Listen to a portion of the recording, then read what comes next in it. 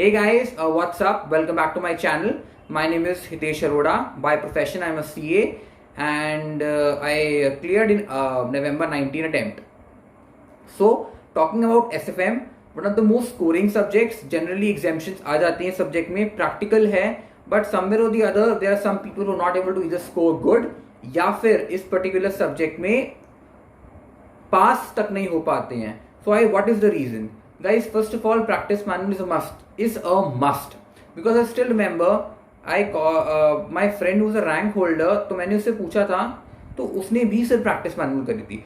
दो उसने क्लास किसी और टीचर की अटेंड करी थी, बट उसने वो बुक को छोड़ दिया and he just focused on the practice manual and he was able to get a rank and I think 85 plus in his attempt, and they were friends of mine, I mean, who got above 70.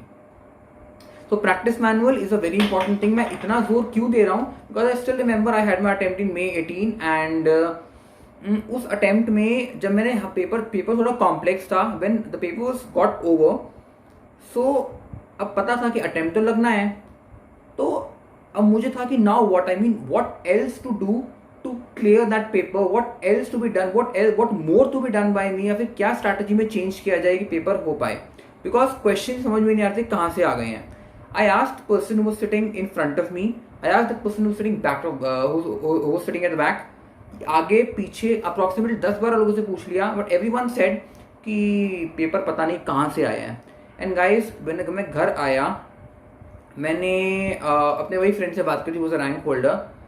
तो उसने दोबारा वही बोला कि of course मैंने practice manual से ही करी है. और जब मैंने प्रैक्टिस मैनुअल खोली, कोइंसिडेंटली वही पेज खुला जो क्वेश्चन पेपर जिसमें से क्वेश्चन आया हुआ था.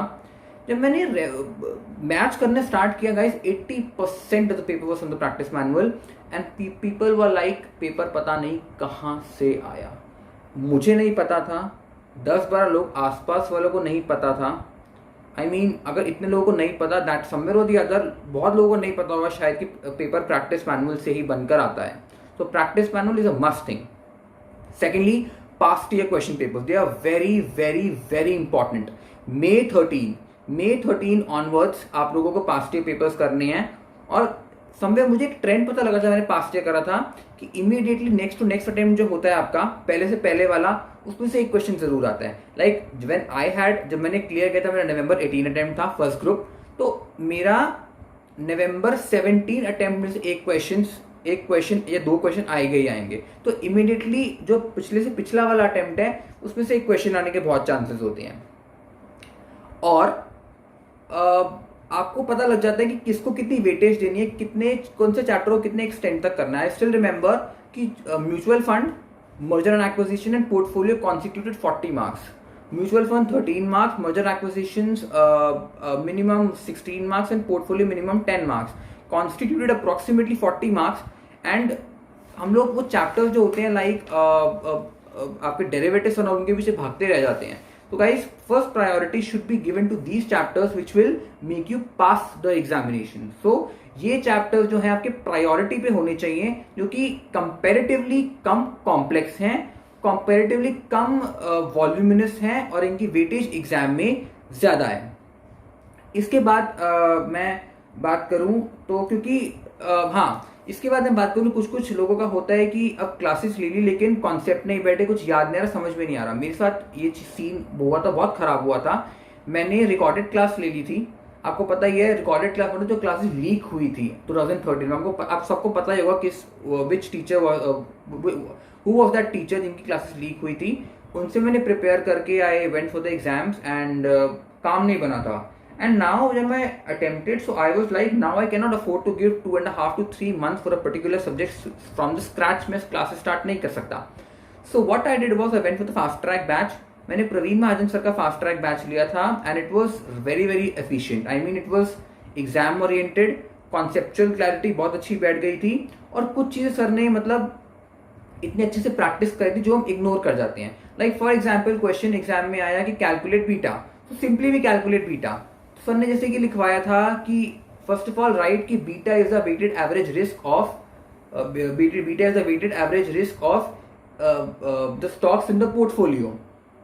तो ये हम अगर लिख के आ रहे हैं क्वेश्चन स्टार्ट करने से पहले तो बहुत अच्छा इंप्रेशन डालेगा. लाइक अगर क्वेश्चन आया है कि let suppose I have to make $100 payment to US person, आपको कोटेशन दे रखे कि $1 is equal to ₹70.72.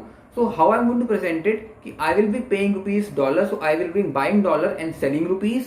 If I will be buying dollar, that means bank will sell dollar, therefore ask rate. इसका भी एक नंबर होता है. I didn't knew that. We simply wrote right कि ask rate लगेगा 72 और क्वेश्चन आगे बढ़ा देते हैं.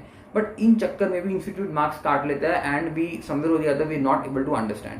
सो दैट इज वाई अगर आप लोगों को नहीं समझ में आ रहा तो फास्ट ट्रैक बैच लेना बहुत सही है. Preferably go for the face to face batch. If in case you don't get it then you can go for the recorded one. इसके अलावा मैं बात करूं कि लोगों को होता है कि कितनी रिविजन्स देनी चाहिए, 3, कोई कहता है 4, कोई कहता है 5. Guys chapter wise chapter depend करते हैं. Rather I would say go for the chapter wise test. मैंने पर्सनली जीएम टेस्ट सीरीज करी थी. When you will go for the chapter wise test there and then you will come to know which are the chapters which require 2 revisions, which chapter for the one which require 4 revisions. So usse somewhere or the other you come to know that what is your status and how many revisions are required for that particular subject. एक और advice मैं दूंगा कि while you are attending the coaching आप लोगों को दो register बनाने चाहिए. First resistor should be where a teacher makes you write the examples and makes you write the notes. That should be separate register. And another register should comprise of all the questions जो आपको books के करवा रहे हैं. ठीक है. इसके अलावा आई थिंक कुछ खास बचता नहीं मेरा बताने के लिए. This was the strategy which I followed for my exam and somewhere और the other I manage to get 68 in my attempt. और हाँ, एंड में जो मेरे साथ गड़बड़ हो गई थी एग्जाम टाइम पे वो ये थी कि मैंने एक क्वेश्चन था कैपिटल बजटिंग का जहां पे मैंने बहुत फोकस कर दिया था. आई मीन 40 मिनट लेके क्वेश्चन और मैंने लीजिंग और फॉरेस्ट क्वेश्चन छूट गया विच कंप्राइज 18 मार्क्स. सो समवेयर और द अदर वो मेरी गलती थी कि मैं एग्जाम में कैलकुलेट नहीं कर पाया कौन सा क्वेश्चन पहला पिकअप करना है क्वेश्चन बाद में. तो ये चीज बहुत ध्यान में रखनी है आप लोगों को एग्जाम टाइम पर. इसके अलावा हाँ, कुछ लोगों को फॉरेक्स से बहुत डर लगता है, फॉरेक्स और डेरिवेटिव से. गाइस सी जो मैंने आपको चैप्टर बताए हैं 3 चैप्टर, उस पर तो आपको प्राइम फोकस रखना ही रखना है. इसके अलावा you have chapters like bond, dividend, factoring, capital budgeting, leasing, और इनमें से कुछ चैप्टर्स की तो क्लासेस प्रवीण महाजन सर ने यूट्यूब पे दे ही रखी है. So you can go for those YouTube videos and cover up those lectures. मैं बात करूं अगर फॉरेक्स और अगेन डेरिवेटिव्स की, अगर ये नहीं हो रहे हैं guys focus more on theory then, क्योंकि और कोई ऑप्शन रास्ता नहीं है वहां हम लोगों के पास. फॉरेक्स में फिर कहूंगा कि करना ही करना चाहिए आप लोगों को. और अगर मैं ऑप्शन की बात करूं, अगर नहीं हो रहा, नहीं समझ में आ रहा, ऑप्शन तो फिर भी कंपेरेटिवली इजी है. अगर फ्यूचर्स नहीं हो रहा गाइस आई वुड से जस्ट लीव इट, बिकॉज इतना माथा खच्ची करना उन चीजों पे फायदा नहीं है.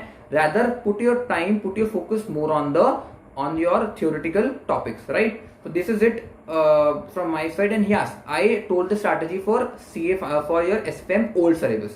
न्यू सिलेबस में जो थ्योरी हर क्वेश्चन में इनकॉर्पोरेट कर देते हैं, अबाउट दैट मुझे इतना आइडिया नहीं है. तो this was it from my side. And अगर आप लोगों को कोई प्रॉब्लम हो, कुछ भी हो, डिस्क्रिप्शन में मैंने अपने ईमेल आईडी दे के रखा हुआ है. You can ask whatever queries you have विया ईमेल.